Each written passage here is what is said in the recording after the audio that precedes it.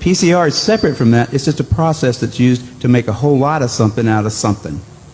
That's what it is. But it's not. It doesn't tell you that you're sick, and it doesn't tell you that the thing you ended up with really was going to hurt you or anything like that. That's what it's not.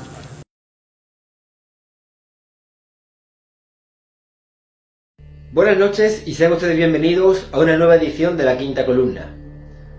Recuerden ustedes que hemos subido varios vídeos del propio inventor de la técnica PCR, Kary Mullis, donde decía específicamente que no servían para detectar la molécula del VIH.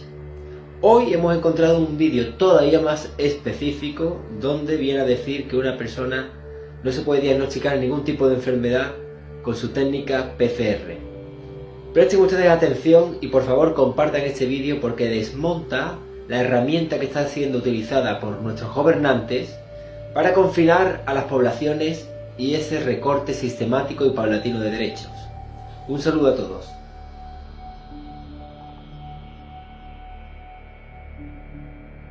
I want to ask this to Kary.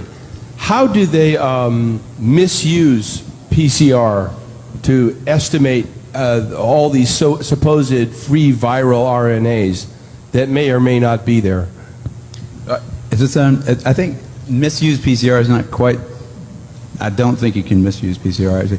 No, the results, the interpretation of it. See, if you can say, if they could find this virus in you at all, and with PCR, if you do it well, you can find almost anything in anybody. It starts making you believe in the sort of Buddhist notion that everything is contained in everything else, right? I mean, because if you can amplify one single molecule up to something that you can really measure, which PCR can do, then there's just very few molecules that you don't have at least one single one of them in your body, okay? So that could be thought of as a misuse of it, just to claim that it's meaningful.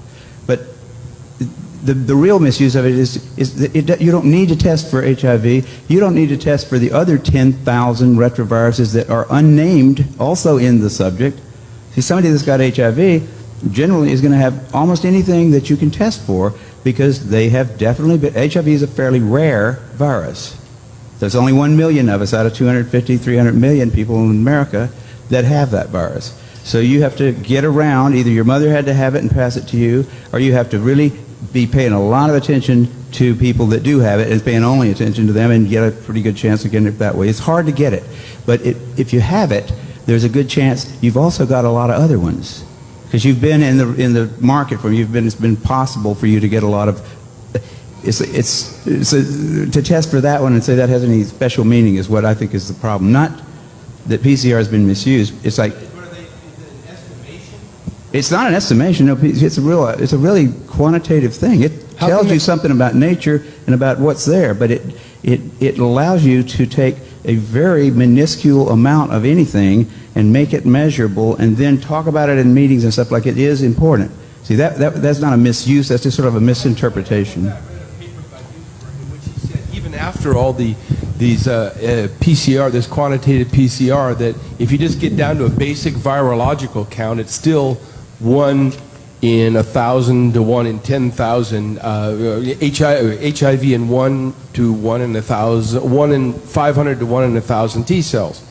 It is. No, there's very little of what they call HIV, and what's been brought out here by Philpott and Isai already.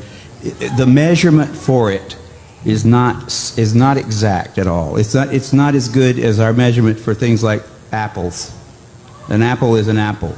You know, you can get something that's kind of like, if you got enough things that look kind of like an apple and you stick them all together, you might think it's an apple. But and HIV is like that. Those tests are all based on things that are invisible, and the results are inferred in a sense. PCR is separate from that. It's just a process that's used to make a whole lot of something out of something. That's what it is. But it's not. It doesn't tell you that you're sick, and it doesn't tell you that the thing you ended up with really was going to hurt you or anything like that. That's what it's not.